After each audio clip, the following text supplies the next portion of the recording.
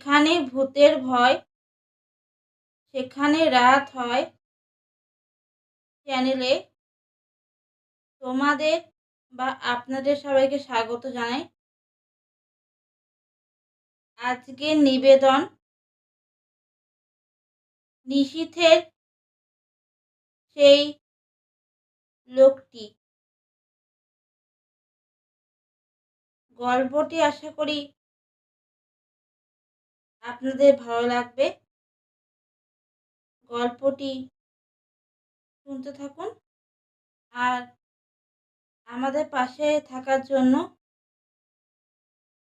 Subscribe করুন আমাদের এই চ্যানেলটি। তো শুরু করি আজকের গল্প নিশীথের সেই লোকটি। যারা ভূত স্বচক্ষে দেখেছেন বা ভূত নিয়ে চর্চা করেন তারা নিশ্চয়ই জানেন ভূত কখনো স্বচক্ষে দেখা যায় না। ভূতের অবয়ব দেখা যায় বা ভূতের ছায়া দেখা যায়, কিন্তু ভূত দেখা যায় না। কিন্তু মানুষরূপী যে ভূত গুলো অর্থাৎ মানুষ রূপে যে ভূতগুলো আসে তাদেরও কি দেখা যায় না? বুঝতে পারলে না তো আমার কথা? বুঝবে। গল্পটা পুরোটা শোনো, তাহলেই বুঝবে। ও, আমার পরিচয়টাই তো তোমাদের দেওয়া হয়নি। আমার নাম সুস্মিতা মজুমদার। আমি পেশায় একজন স্কুল শিক্ষিকা। একটি ছোট শহরের বুকে একটি ছোট স্কুল, সেখানেই আমি শিক্ষকতা করি। আর আমার নেশা, থাক, নেশা সম্পর্কে পরে আলোচনা করা যাবে। আগে গল্পটি বলি। 4 কি 5 সপ্তাহ আগের কথা। সারা বছর কাজ করে যেন প্রাণ হাঁপিয়ে উঠেছিল। তাই একটু বিশ্রামের জন্য স্কুল থেকে কয়েকদিনের ছুটি নিয়ে চলে গিয়েছিলাম শান্তিপুর। শান্তিপুর সত্যি খুব সুন্দর জায়গা।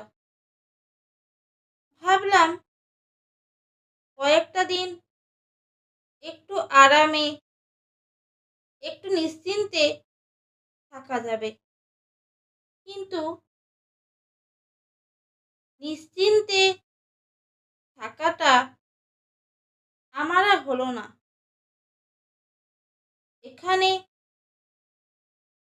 ওখানে যাওয়ার পর থেকে মনে হতে লাগলো কে যেন আমাকে ফলো করছে। প্রতি রাতে আমার বাড়ির সামনে এসে কেউ দাঁড়িয়ে আছে নিশীথ রাতে। এইভাবে 1 সপ্তাহ চলার পর একদিন মধ্যরাতে বা নিশীথ রাতে আমি ওই লোকটির সামনে গিয়ে দাঁড়ালাম।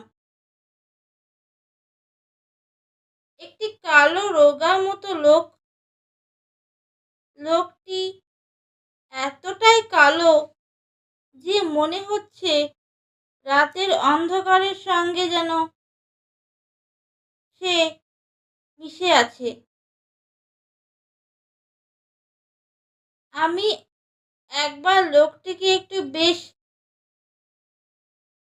ঝাঁজের সঙ্গেই বললাম, "কি ব্যাপার? কি চাই আপনার?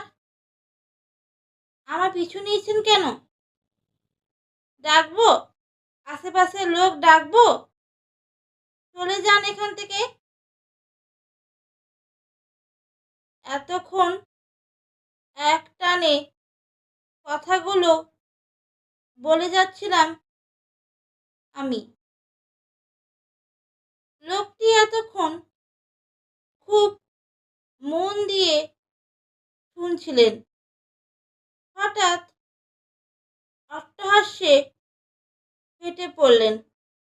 তারপর বললেন, "আপনি ভূতে বিশ্বাস করেন?" তার এই কথায় আমি একটু অবাক হলাম।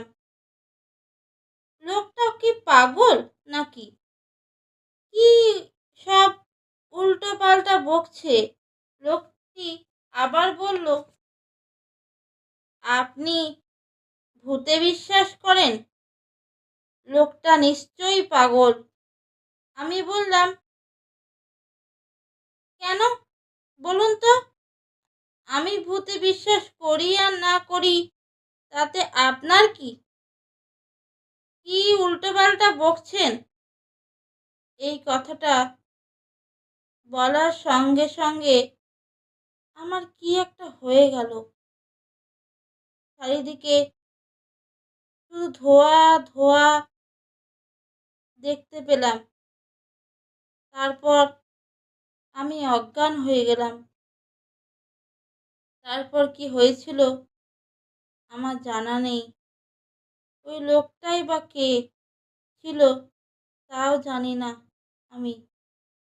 কিন্তু ভূতে বিশ্বাস লোকটি আমাকে ধরিয়ে দিয়ে গেল। তারপর থেকে এটাই আমার নেশা। নমস্কার।